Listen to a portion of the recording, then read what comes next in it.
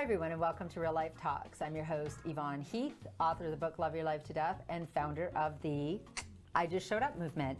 So joining me today is a wonderful, lovely guest, Trish. Now I need to pronounce this properly. Tonaj. Tonaj. Tonaj. Yes, See, we didn't have Tonaj. that conversation before. So the J is a silent J. Yes. Tonaj. Interesting. Okay, thank you for clarifying that. You, Trish, you have done wonderful things. You had an entrepreneurial career, and you continue to, but it has evolved and morphed into so many different things, and we're going to talk about that today. So welcome. Thank you. Thank you very much. I'm really looking forward to our chat today. Yes. So first of all, you've done so many different things, but you have become a coach, and I love here, you're an author. We have 2 books here we're going to chat about, yes. And you are a mentor's mentor, and I would love to know what that means. And I love that because I read your book. I had this book and I loved it. Wonderful stories. One of the things that you said was we've kind of lost the art of mentoring, and we need to get back to that. And I agree wholeheartedly. Yes, so let's chat about what it means to be a mentor's mentor. Sure. Well, the mentor's mentor actually came from one of my clients because, of course, she was mentoring her team. Yes. And as we sort of went through this process and program, she looked at me one day and she went, "You know what? You're actually the mentor's mentor." And I went, "Oh, that's brilliant. I have to use that." Yes. So I subsequently have started to use the mentor's mentor as one of the taglines in social. I love it. And so what do you do for mentors? You have so many qualifications. We're going to chat about that. But what ignites your passion, and what do you share with these mentors? You know, I have to say that entrepreneurship can be a really lonely road, as you well know. Yes. And so when I work with leaders, it's mostly entrepreneurial leaders, small enterprise companies, and we just sort of chat about various different things, everything from marketing and communications to individual leadership tools to, budgets, all of those things. But you help sort of guide them from their stories, personally and professionally. Correct. We actually talk about change and transformation for the most part. So, Yes. I'm an EQ certified coach as well. So we use that as a reporting mechanism, sort of gets the party started, so to speak, peels back the onion, tells us a little bit about skills, and then we can kind of dive in and create a roadmap for their personal and professional success. Right. So let's go back. Okay. EQ. What is EQ? EQ is emotional intelligence, and it's something that's been used in business for quite a number of years now, and it's actually recognized in 60 countries around the world. Wow. Yeah, very Yes, cool. that is. And what's really nice is it's a snapshot in time. Okay. So you may find that the 15 soft skills that we review are going to change based on what's happening in your current life and career. So it's really nice to sort of talk about what those might be, where your areas of opportunity are, what your strengths are. And then we kind of, 6 months to a year later, redo or revisit that particular questionnaire and sort of see what's changed. Right. So emotional intelligence. Again, what is that? What does that mean? If you have emotional intelligence, how do we get emotional intelligence? You know what? I like to say it's all about the human connection, because Yes. one of the things that we're, losing in terms of all of this social media and all the distractions that we have is we're forgetting to actually do what we're doing Having today. conversations face to face. Absolutely. So it Yes. really helps people reconnect with how to communicate, really, and how do we best get our message across, and how do we have fun, and how do we motivate people, stay motivated. So that's really what EQ is all about. So that's all part of being emotionally intelligent. Or yes, for sure. and I think that's something that we need to continuously learn and check in, right? Because these devices, we think we're connecting, and it's so different, isn't it? Than this. It is, for sure. I call it the human connection, because we're really forgetting how to have conversations. I mean, I'm sure you've been in restaurants or in business meetings where someone's trying to have a conversation and someone else is on their device. And you don't know if they're listening. They're not making any eye contact. Yeah, it's very sad. Yeah, we're kind of losing the body connection too, because body language and facial expression is so much involved in just how we communicate. And Absolutely. if you can't see someone, if you're not paying any attention, you kind of lose that disconnect. Yes, so we live in the heart of Muskoka, I like to say we live in Port Sydney, and there's a beautiful lodge there called Pine Lodge.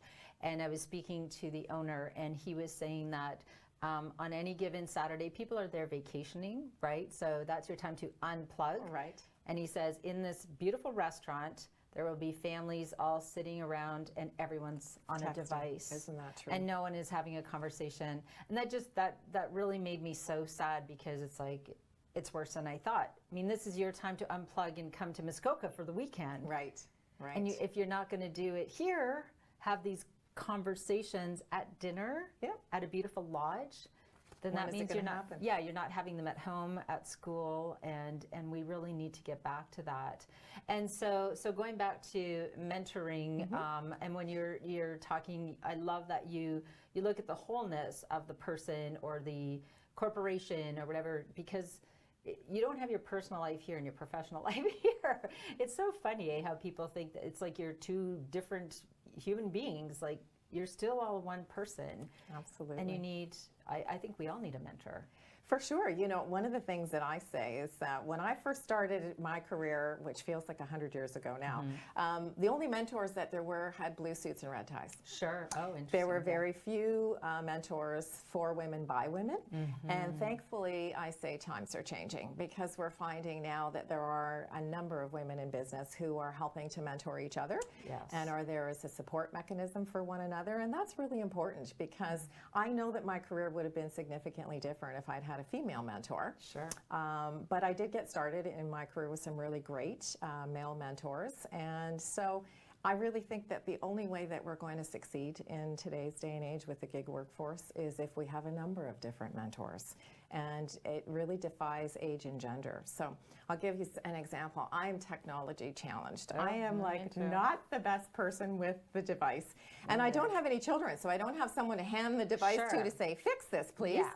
So for me, a mentor is going to be someone significantly younger, because they're going to have the tech background that I don't have. It's nothing for them, right? It's quick and easy for them, whereas it's a huge paradigm shift for me. 100%. So I don't think that mentorship anymore has anything to do with age. It really doesn't. Nor does it have anything to do with and being gender. okay with that, learning from a young person, right? And then learning from somebody who's older as well. For sure, for sure. So that's what I really love about mentorship right now, is that it defies age, it defies gender. It's all about sharing our experience and our expertise and ideas, because that's the only way we're going to grow. I absolutely love it. And I think there's the shift as well. I think we went through, women have certainly evolved through the decades, and there was a time where it was like, I am woman, hear me roar. I need to do this on my own. I am strong. I can be in the C-suite.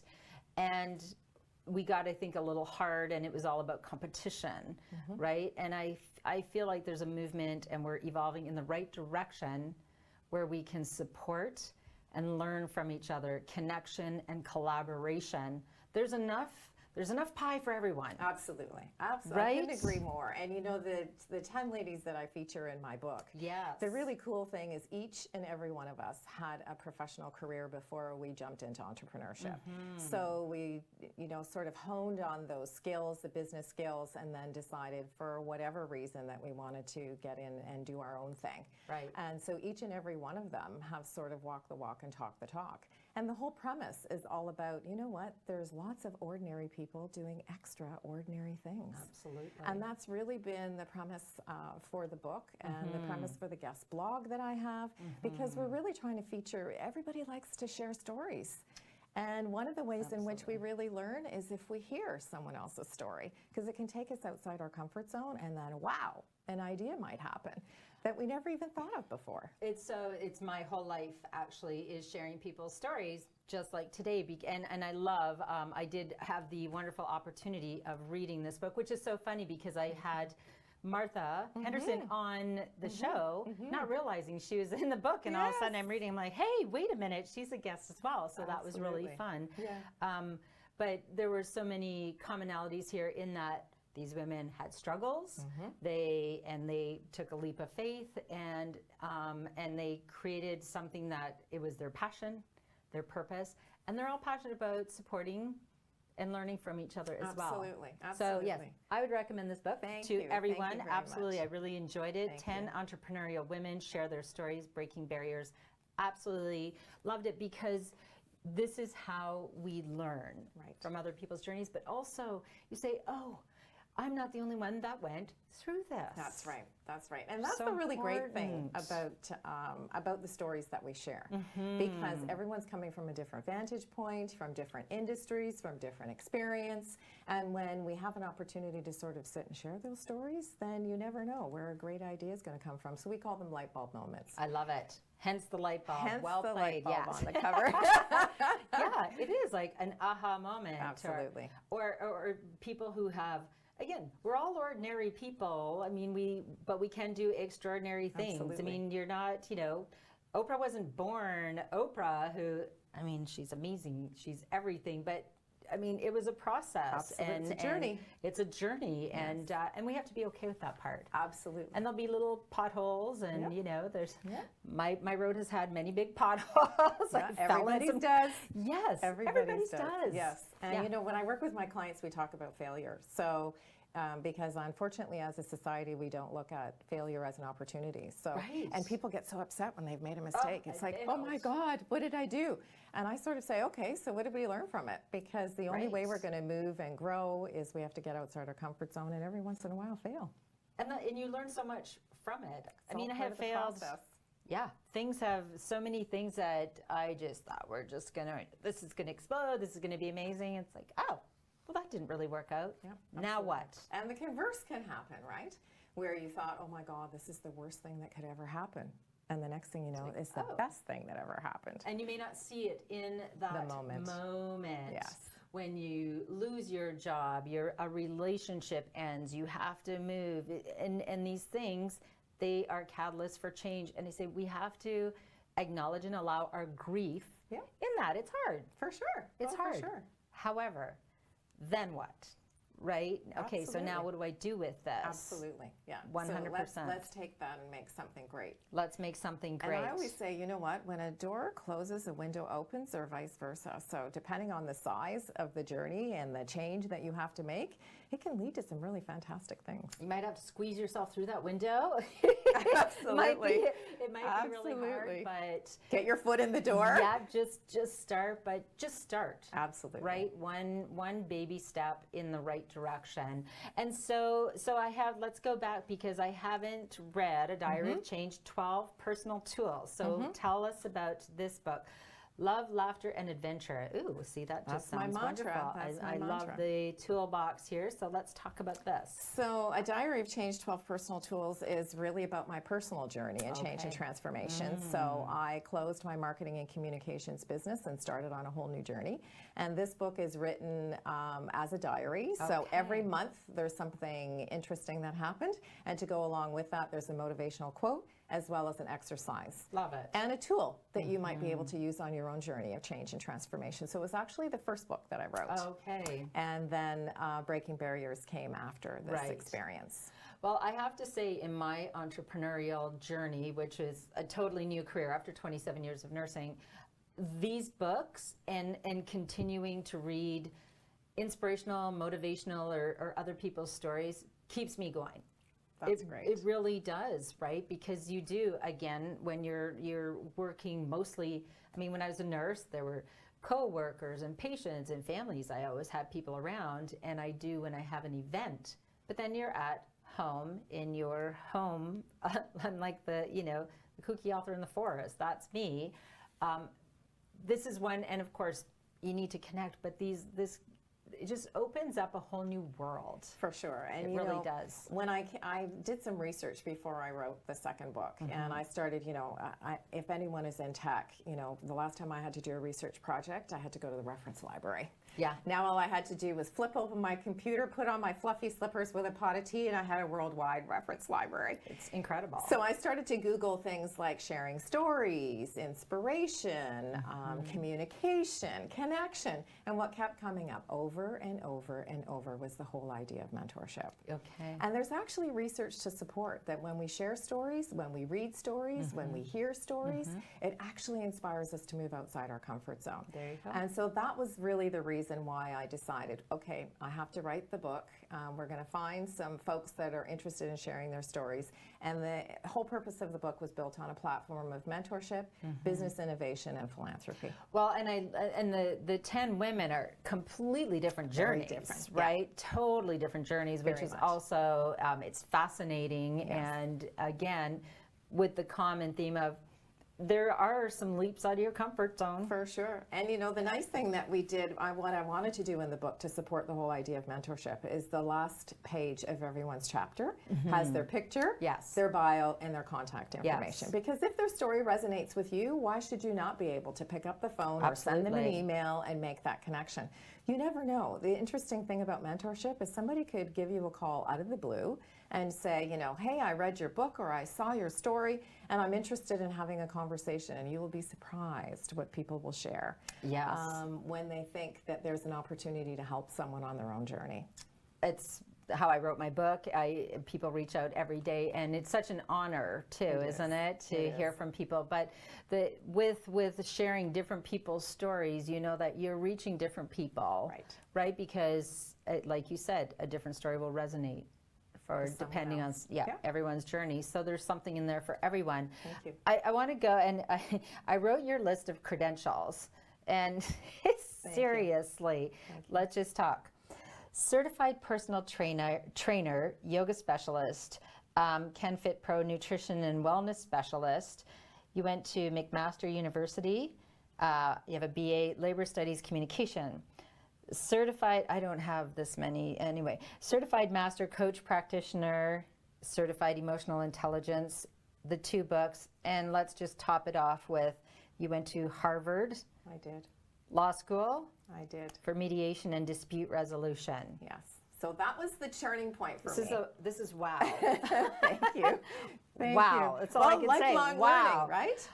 Lifelong learning. Clearly. Yeah, so Harvard Law School, I went to their Negotiation Institute and an executive education program. And that was really the turning point for me, because I took mediation and dispute resolution because I was looking for a market niche when I became a coach. So I was transitioning from being a business consultant to a coach. And I thought, well, I need to find something that's going to set me apart from all of the other wonderful coaches out there. So I thought, okay, I'll do this. Dispute resolution has got to be a skill that will come in handy when you're dealing with leadership teams. Absolutely. And it was while I was at that course that I was with 47 other individuals from around the world, and it seriously was folks from all over the world. We had people from Africa, Australia, Asia, the EU, South America, the Caribbean, and of course a smattering of us from North America, Canada, and the US. And that really for me was life-changing, because you know, hearing those folks talk about their stories, and hearing how they got to be where they are was really the background to the Breaking Barriers book. Who knew, right? Who knew? Yes. Wow. Yeah, it was very cool. It was very, very cool. It was a wonderful experience. That is incredible, and I'm sure what you learned was amazing. It was. You know, my first day of class, going to an executive education program is no different than any post-secondary. You know, we knew we were going to be there for the week. Harvard made no bones about the experience. We were going to be in class 8 hours a day. There would be some sort of reading or homework every night. We were there for 5 days, and the last day we had to pass the simulation in order to get the certificate. So, you know, they opened the door, and the room was built in a U shape. So I couldn't sit at the back of the class and hide, because everyone was kind of front and center. So I went the furthest away from the door, because I thought, okay, I seriously do not want to be close to the door. And I found myself sitting beside a lawyer from Thunder Bay and a minister from California. Wow. And I thought, wow, this is really going to be cool. Yeah. And so, you know, the week went on. We all learned what we had to learn. We passed the simulation. And then, of course, I wanted the whole cap and gown, right? It was Harvard. I wanted to wear the cap and gown. There was only a cocktail party. Really? I know, what a letdown. Seriously. But I thought, okay, well, what did we expect? It was a 1-week certificate program. It wasn't like a whole year at Harvard. Right. So, but it was an absolutely thrilling experience. But there's such a huge aha moment in that, because look at 1 week, how, that certification, how it changed your life and led to your book. And your book, I mean, meeting all of these incredible women, you are continuing to stay connected and learn from and support each other. Right. So it was a huge catalyst. Absolutely. And, you know, I have to say, I'm not sure what the gender ratio was between men and women in the room. But there were so many highly accomplished people that were there. Wow. It was intimidating and inspirational at the same time. So yeah, I can't say enough about the experience. And every year, I put up on my LinkedIn profile the picture of our graduating class. Oh, nice. And it's so fun to see how many people will respond in the comments, right? Wow. Like saying, wow, is another year gone by? Really? It was that long ago? And so it's been really very fun. Wow. And again, that was 1 week. And that experience, see, that's just, it's so important for people.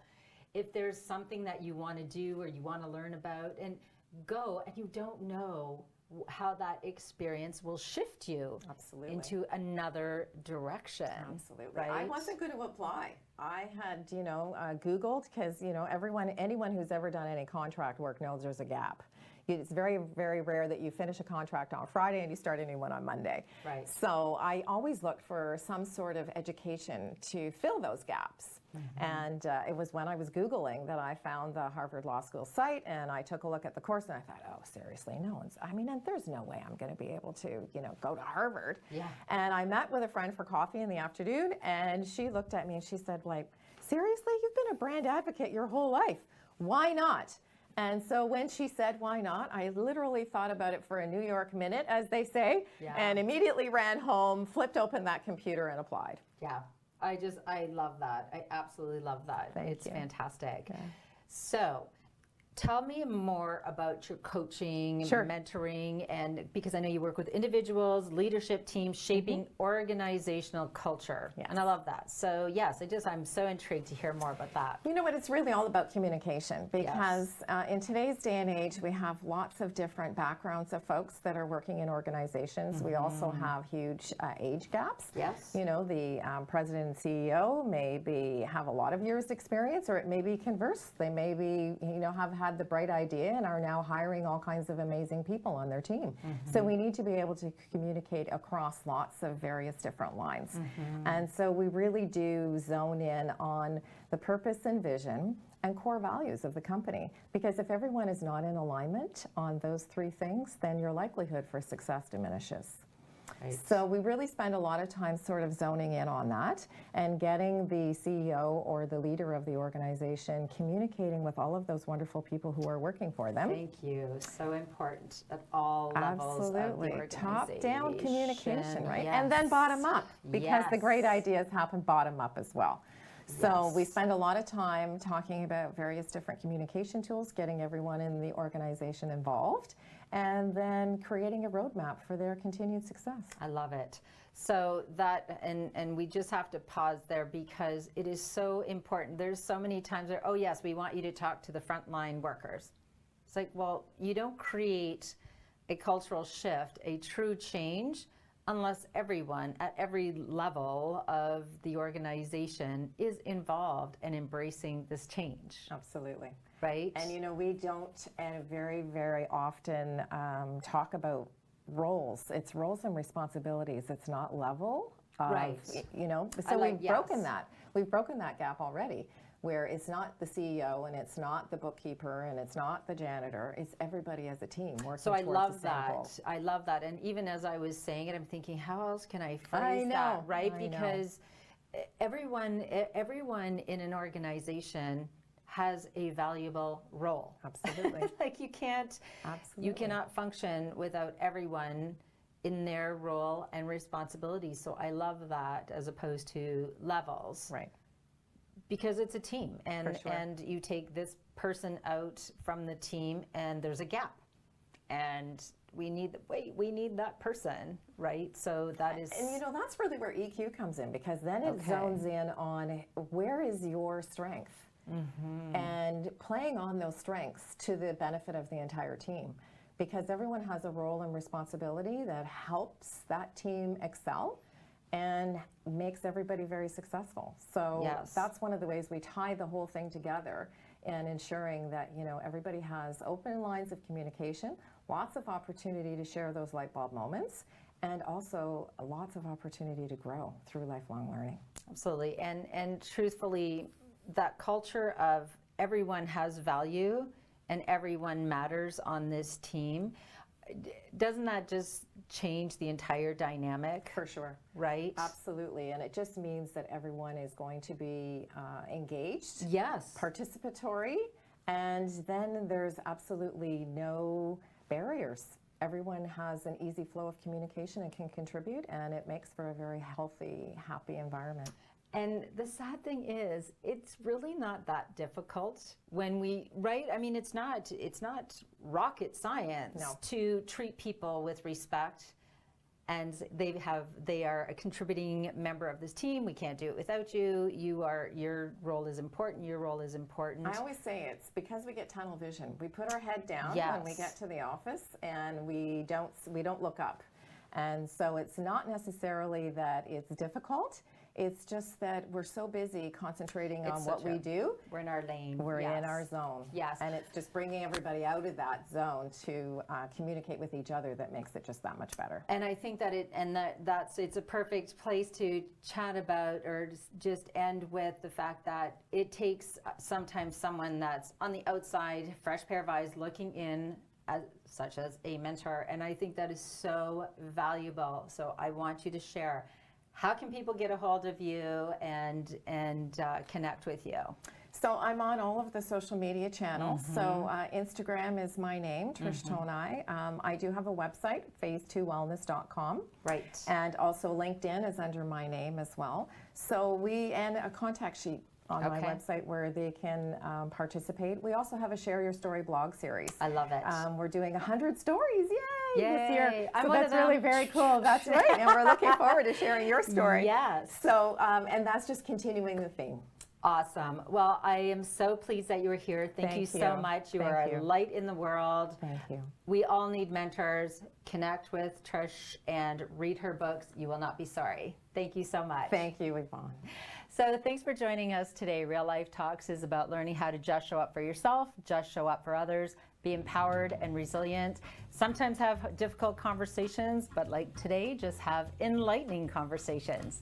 So my call to action is always, if you want to be empowered and resilient, you want to be able to just show up, plan your life, plan your death, and then just love your life to death. And always bring your own tambourine to the party. Thanks. Bye for now.